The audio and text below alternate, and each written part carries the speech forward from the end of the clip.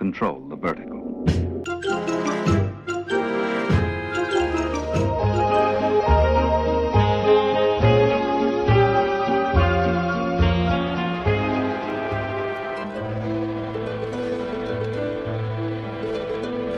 Welcome to Anthologic, the TV anthology podcast. I am your host, Mark. Anthologic is a podcast dedicated to exploring the good, the bad, and the odd of horror, science fiction, and the best of mystery suspense anthology shows and series on TV.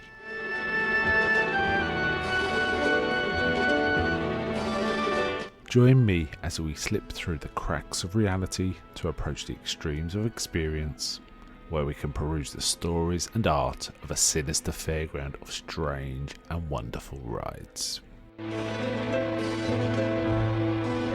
And now we go on to the show that is the focus of this particular episode.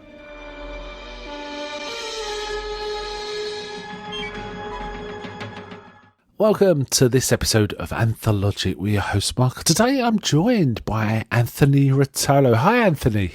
Hey, Mark. Happy to be with you today. Yes, and we've sort of put our heads together. We decided to combine our forces here. We kind of want to talk about something that's specifically Christmassy, specifically horror, and specifically anthology.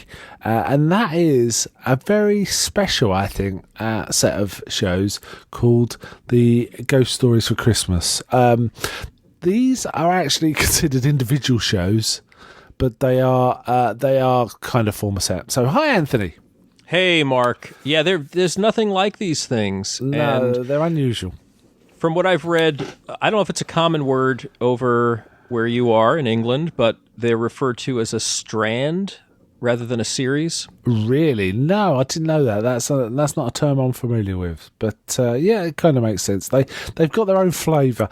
And the interesting thing is that initially it was done as one every Christmas, a distinct film, and I guess that's why they're not a series, right? Because you've got to reassemble the production team each year to do this, which is, yes, easy. It started in 1971 through to 1978, but was also revived in 2005 for BBC 4.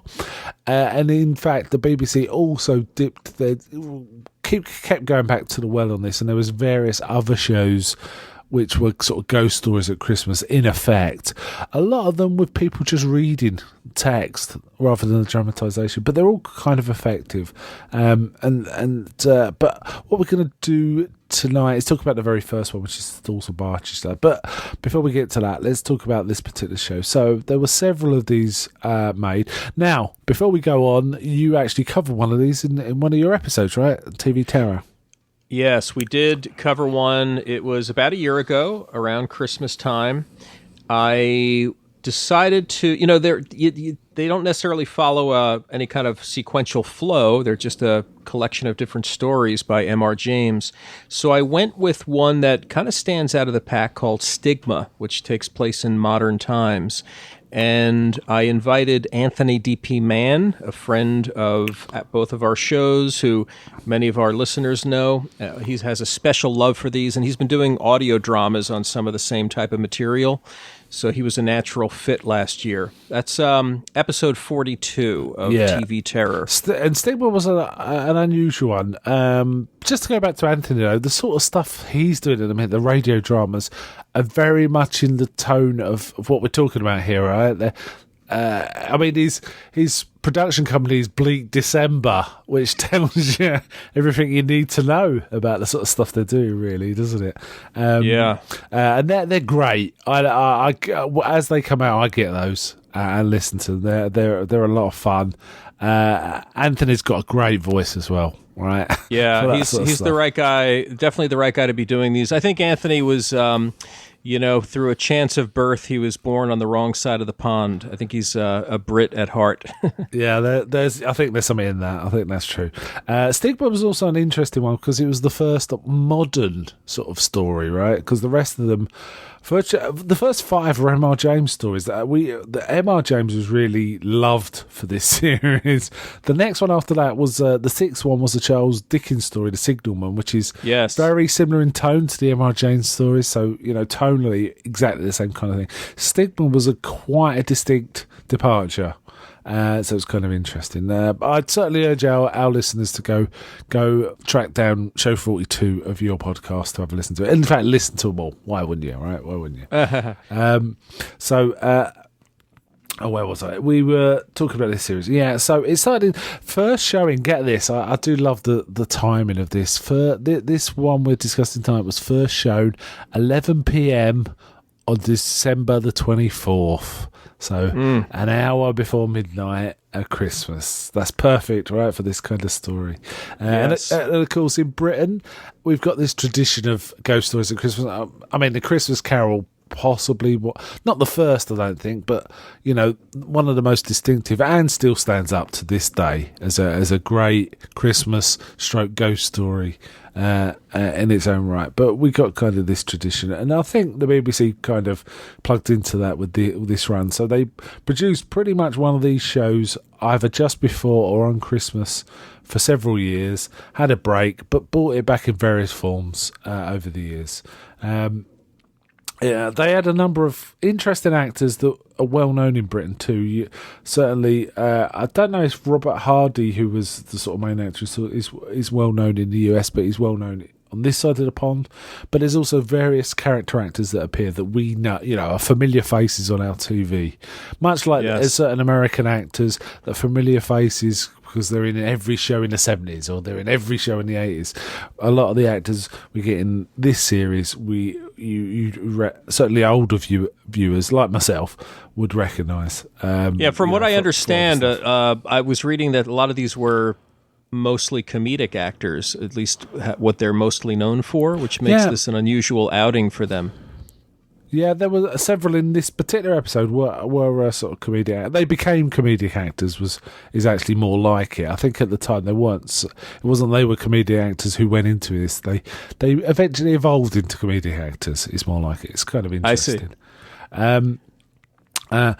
So okay, let's get into the specifics of the Source of Barchester. So it's really a kind of. It's an unusual one. It's kind of a two-hander, but the two people involved don't actually intersect. It's a librarian called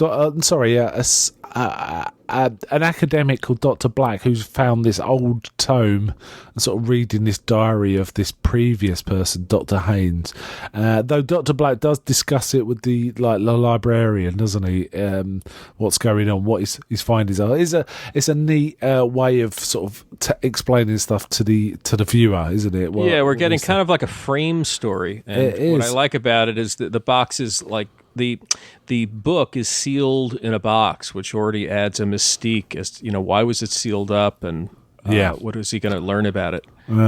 I listened to this story is the original story is also available on Audible. It's got quite an interesting reading. I think David Suchet reads it. It's the guy that plays Poirot.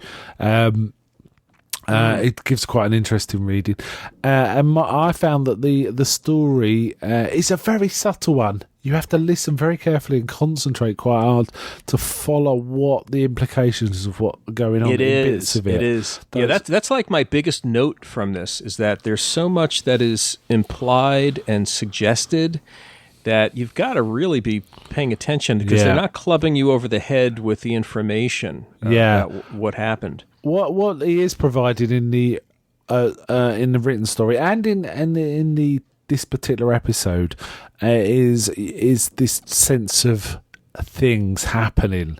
There's certain events happen that don't necessarily obviously tie to the plot. And the plot's subtle, so you kind of get... This is more of a mood piece in some ways, isn't it? There is a distinct story, but it's a mood piece, it feels to me. Yes. Have you've read the story recently and watched the show, or I have not read it. Now, I have to admit, I'm a bit of a M.R. James novice. I have been learning about M.R. James in just last several years. I'm kind of the slow kid in class on this one. But I had been learning a lot about M.R. James just through hearing about it from Anthony on the Horror Etc. podcast was one of my influences. And then I began looking into it a little more in earnest for the stuff that I research. And so I picked up a copy of his, I think his Complete Ghost Stories. It's a big paperback tome. Yeah. And I'm looking forward to going through them. There are some great stories in there, but he's, as I say, M.R. James is kind of subtle. I put M.R. James in terms of his stories, like, I don't know, it'd be, if you get into horror literature, he's probably in the third or fourth wave of literature you read, if that makes sense. Your first one is going to be it might be Stephen King, or it may be, some other, it might be Clive Barker, or something like that, some popular horror. Oh, I see. Like kind of as you dig deeper. Yeah, and then you may get into the classics, Frankenstein, Dracula, that kind of thing. And then at that point, I think and then it might be Lovecraft or Poe, things like that. And then you might hit the likes of M.R. James and possibly Henry James as well. Those slightly more set back kind of authors that are they're still classic works, but you just they're not the first go-to for someone. No. I want to read some horror, are they? Yeah, but that's a good point, though. I mean, like the when you think about classic horror, people are going to, Edgar Allan Poe is going to spring to mind. And then I think after him, H.P. Lovecraft, and then M.R. James is relatively obscure. And I think for modern readers and even modern, for the adaptations, this is kind of like very subtle, sophisticated stuff. I don't think it's for the masses today. No, I think it's for connoisseurs. It's I do detect Lovecraft. Lovecraft was a fan and a reader and an exponent of M.R. James, and I do detected some of Lovecraft's work, the influence of M.R. James, though Lovecraft is way less subtle. Yes. But he kind of has a similar way about him that sometimes it's more about the mood than the story. Sometimes. Yes. But M.R. James really executes it well. However, some of the stories are so subtle, you kind of, by the end of it, you're thinking, not sure what happened here. It can be that's true. Like that's true. That's what I had begun reading M.R. James, and I was reading this one story. I can't remember the name of it, but I'm reading it, and I'm liking the mood, but I'm sort of like waiting for something to happen, and I think I have to just adjust my temperament for that type of thing. Yeah, it's more a case of it's a creeping down. And interestingly, we're talking about M.R. James tonight. I did actually record a podcast last night about another M.R. James story, which is Cast in the Runes, which was the inspiration for the film Night of the Demon. Yes. And again, so it's sort of dealing with that. And Cast in the Rooms is again a fairly subtle story with certain high or stroke low points of intense horror embedded in this kind of cool text. And I mean cool in the sense of it's not passionate, it's not flowery, it's fairly straightforward and sort of Hemingway would approve of this kind of writing, right? It's very straightforward and tells you what's going on without being flashy. It doesn't try and evoke emotions in you. It just tells you events that will provoke emotions. And I kind of like this story and they do it really well in this TV version of the whole point of it. There's carvings, and while a sermon or a service is going on, just a hand resting on it evokes emotions, powerful emotions. And I have to say, when I was trying to think, how are they going to do this in this dramatization? Because I read the story first. He puts his hand on a piece of wood and he starts feeling fur. How are they going to do it? And they do it in a fairly direct way, right? But it works. They do, yeah. It's very direct, but almost like surreal because Yeah. because the way it's shown, it was very, very cleverly directed, by the way. Yeah. I enjoyed, the flow of this thing is, it's a story about a man who, and again, it's through subtle implication or suggestion, this man who has a quiet ambition to be the archdeacon of this church, this cathedral. That's right. But he's like waiting for this old predecessor to die, basically. He was 92 at the point of we sort of That's right. But he comes in there and, where he's more enthusiastically toasting the man's next birthday. We cut to a few years later and he's toasting another birthday, may you live long, and all this kind of stuff. But you can see his patience growing thin. And it's just very subtly suggested that the man dies an untimely. Well, he's very old, but he was helped into his grave, and it's very subtly insinuated that it was at the hands of this Dr. Haynes. Man. Yeah, Dr. Haynes. And he fell down the stairs, didn't he, this guy? And there's a loose stair rod, and a maid was dismissed because she sort of didn't pick up the fact there was this loose stair rod. But then it's only almost halfway through we get this, he gets this kind of poorly written demand for more money from this maid, Jane Lee, I think her name was, and the historian or librarian or the academic that's sort of reading up on this case is sort of saying, oh yeah, there was a payment to a JL here.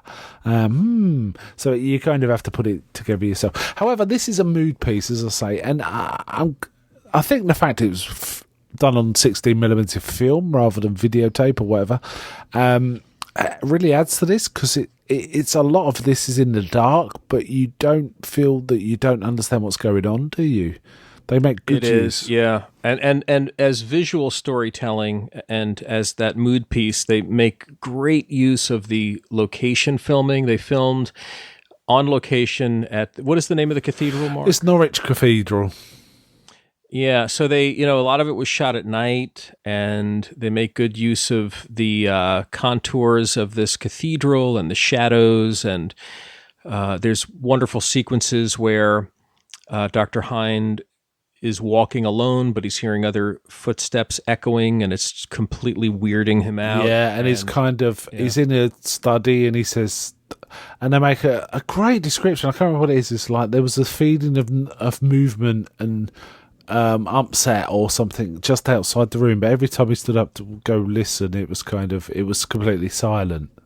Yes, and a black cat is like a manifestation that there's and he asks at one point the manservant in the house, do we have a kitchen cat? Have we ever had a cat? And yet he has seen the cat, and guests have seen the cat. Yeah, I also like, and this wasn't in the written story, the fact that we saw some of these sort of Anglican ceremonies going on, and they're kind of unusual, because usually when we see church Christian ceremonies, they tend to be Catholic, but it's kind of interesting to see an Anglican sort of service going on. It's slightly different, but beautiful, boys choir. Yeah, and even the song selection has meaning. They're singing one of the psalms about a predecessor, someone taking the place of someone else. Yeah, it's almost like a Greek chorus, right? In some ways, but they're using a psalm, which is kind of amazing. I really like that. That was a great touch. Yeah, and it just adds to the atmosphere. Like it calls to mind a movie like The Omen, where the soundtrack is based so largely on choral type of music. Yeah, indeed. I really like this one. I don't particularly want to spoil the end. However, it's kind of nice that there's these 3 wood carvings, which are a cat, the devil, and death, and kind of he keeps accidentally or unintentionally laying his hands on them, and the act of touching them seems to provoke certain things, don't it? And again, it's very subtle. There's no direct. It's subtle, yeah. It's almost like M.R. James took these 2 or 3 odd ideas and found a way to connect them into a story. This idea of these carvings were made. Their source accounts for their power. Yeah. and They then were the church made. setting. Yeah, and then you sort of this sense of comeuppance. Yeah, they make more of the source I think, in the TV version than the story. It is there in the story, but in the TV version, it's quite kind of a little more explicit that it's come from this place called the Hanging Tree, where things used to be hung for good luck, and that was the source of the oak for these carvings. Yeah, And they even it's find clearly it was more pagan origin, and Yeah. ritual, so it was like repugnant to Yeah. Dr. Hind. in many ways, this is a sort of side story side story that's part of the folk horror trend of the time. Yes. Right? So it has nods. It could be a distant cousin of, say, The Wicker Man or Blood on Satan's Claw. It's that kind of sort of folk linkage to Absolutely, stuff going on. absolutely, and in a way, it's got linkage. We mentioned it earlier, the episode Stigma, where you've got sort of like modernity bumping up against ancient pagan ritual. Yeah, indeed. Yeah, and I think M.R. James just lends itself really well to these kind of ghost stories, and these specific kind of ghost stories lend themselves well to Christmas. So it all ties very well. I don't think it's a coincidence that the first 5 stories of this are all M.R. James stories. They just kind of work well as spooky, non-graphic kind of horror. There is 1 or 2 graphic sections in this particular story, which surprised me, where there was quite an explicit. I don't want to spoil it, but I say a special effect used. A special. I'm gonna spoil it if I say anyone on that. Something appeared I didn't expect to appear, that touched the Dr. Haynes in question, that kind of surprised me. I didn't expect it. In many ways, this tradition's kind of gone on to more recent films like The Woman in Black, right? That's got a similar kind of vibe to this kind of story. So you can kind of see that in the DNA continuing along that sort of strand. Very effective and well done. Very good. I was just going to say, a couple of beats back, the M.R. James stories. It was M.R. James's tradition, if I'm not mistaken, to read a ghost story at Christmas. So I think that might have been the reason why BBC was making that a tradition. Yeah, it kind of makes sense. And in fact, there's another version of this story as part of this BBC work done by Christopher Lee from year 2000, where he does this particular story and he's in an armchair telling people around him this story. And you can imagine it's Christopher Lee telling you the story. It's pretty damn effective. And it's on YouTube, so you can go dig that out. And it's worth a look. This was about 45 minutes. Christopher Lee just reading the text is half an hour. So it's a little shorter. There was a little more space in this one to sort of fill out some of the mood and so on, that I kind of liked. I think the night shooting, the dark shooting was very effective in this. Glad I saw it. How about you? Me too. I'm so happy to have caught up with it. Doing these podcasts are often the impetus and the thing that keeps us honest and keeps us going and making sure we see these series, checking them off the list. So I'm really glad that I did with this one. Yeah, this was a lot of fun and an interesting one. So glad I watched it too. So I think we went out there. So thanks for coming on, Anthony. Oh, my pleasure. Congratulations on this new show. I think this is a field that needs laborers. So I'm glad you're throwing your hat in the ring and looking at these series. Yeah, very exciting. I'm finding it. I'm really digging this. I really am. And in fact, we'll be recording shortly another show, won't we, about anthology TV shows. We just want to sort of consider the whole field, perhaps not in a very high level way. So there'll be our follow up to this particular episode where we're just talking about anthology shows generally, which I'm kind of looking forward to talking about too. But Souls of Barchester, big recommend to me. This, I believe, is also on YouTube. The one we watched is also on YouTube, so you can go dig it out. But there is definitely the Christopher Lee one. Definitely is on YouTube. I watched it today, in fact. So I will look for it. Yes. Okay, so thanks for coming on again, Anthony, and goodbye from me. Take care from me. Merry Christmas, everybody. Yeah, Merry Christmas. And as my final message, is anybody out there?